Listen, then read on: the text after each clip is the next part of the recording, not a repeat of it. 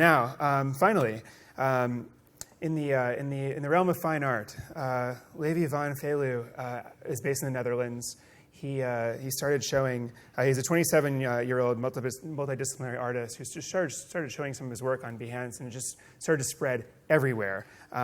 His work really tells a personal story, and this is and he uses a very physical medium, and he's so meticulous with it that people start seeing this work and they just doubt that it's real on the web. So here's an example where the web becomes a medium that sometimes gets in the way of people really appreciating the true artistry behind it. And so what he's done is he actually sometimes reveals his process so people know that it's not, in this Photoshop world. Sometimes we make things the old-fashioned way and in a very gorgeous way. His work has now been featured all over the world, and I think you're going to have a treat meeting him. Levi, where are you? Great, Levi.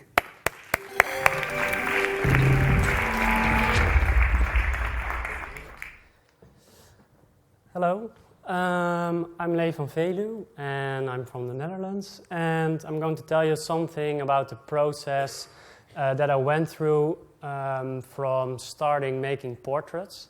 I don't know if it's going to start automatically.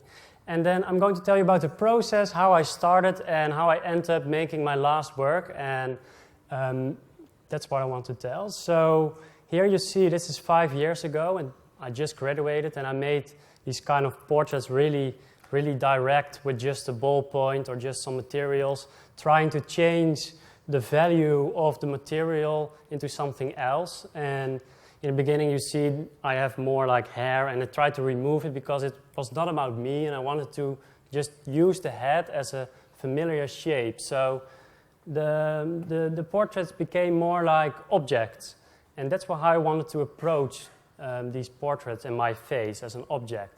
And the materials on them, I try to change them. So here you see, you've seen the ones with the ballpoint, but also with materials like carpet that was really cheap, and it was laying on the ground on my studio. And I tried to make it something else. So these were really simple concepts with a great aesthetic impact. And yeah, it worked, and for me, I was happy with it in that time. But then, yeah, as an artist, I wanted to evolve and to make it something else. And I thought, how can I make something out of this context and do something that is more personal, or that explains why I'm actually doing this? Because you see these portraits and you see all these patterns and you see materials, and it becomes, if you just see it on the internet, it becomes more like a decorative image. And I thought, well, what it's about? Is this about materials, or is it about something that I'm obsessed about? Or so when I'm starting to think about these things, I thought, where does it all came from? Where does a sort of fascination came from? Where does my inspiration came from? How did it start? Why am I obsessed with materials and structures and patterns and repetition?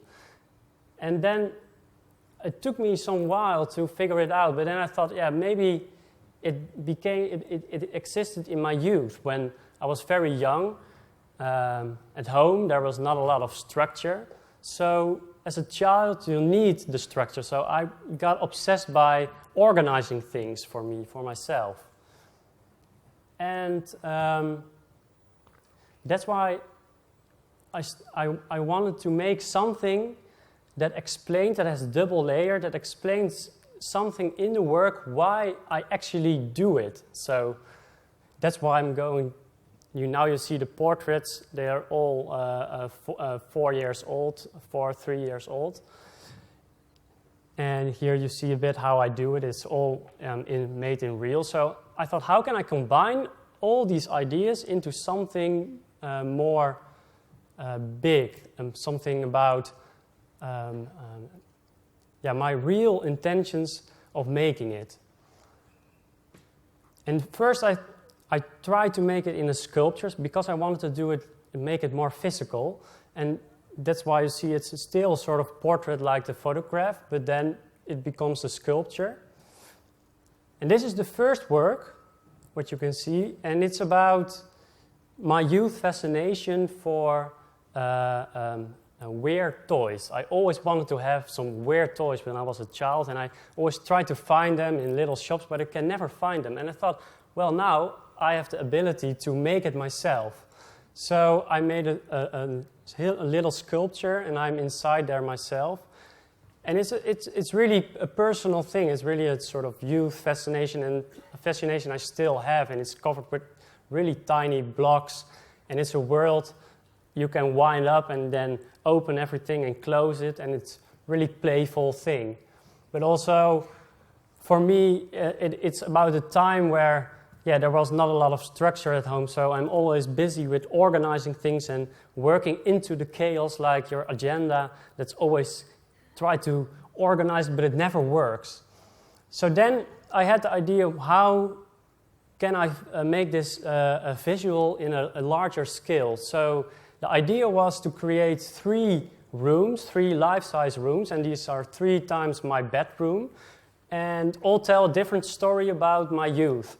So the first one, I'm not sure who's going to start, but one of them is covered with more than 20,000 wooden blocks, and all these materials and structures have a reason by choosing them. So the wooden block, it's an organic material, and I think it's interesting to shape them in a symmetrical way, because then it will let itself organize, because it's a square. And by putting them one by one on the wall, you will see it later, and not using any tools to organize it, it's a sort of struggle for me to organize everything around me. This one is a nightmare I had. It's more about losing my control.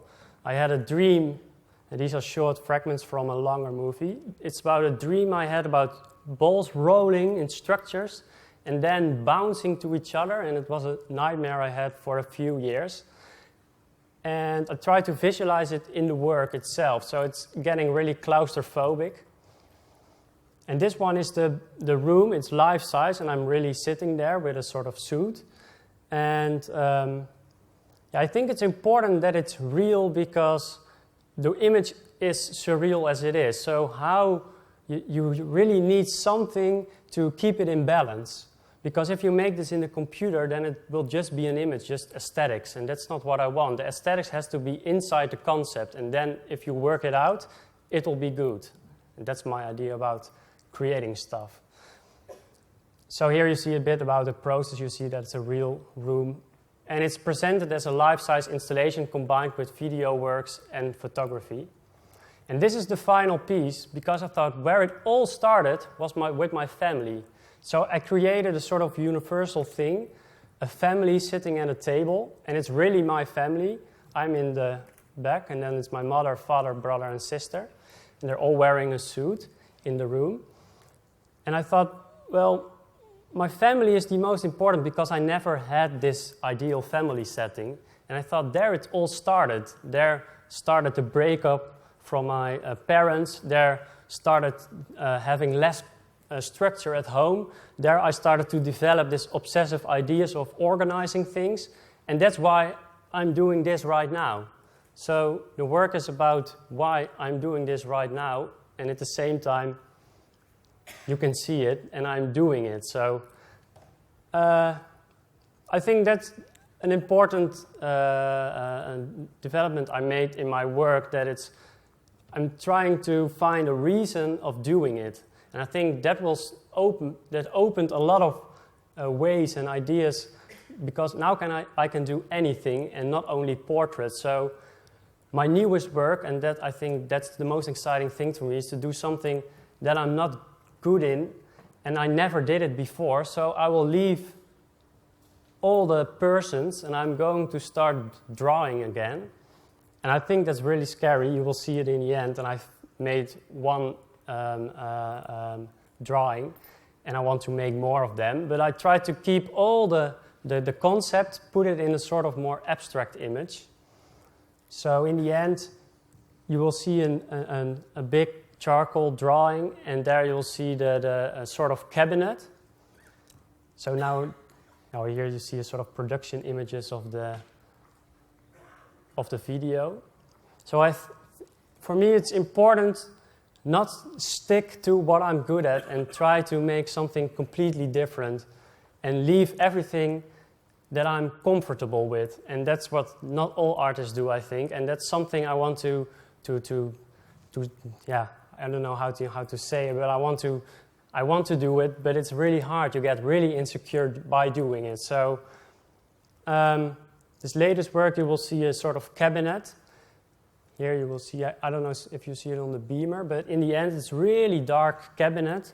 And that stands for me for this attempt to control my surroundings. And through it are floating these symmetrical objects that won't get themselves organized.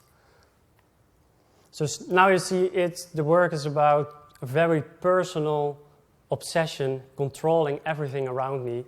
It never works, but it's a motivation of choosing materials and choosing, having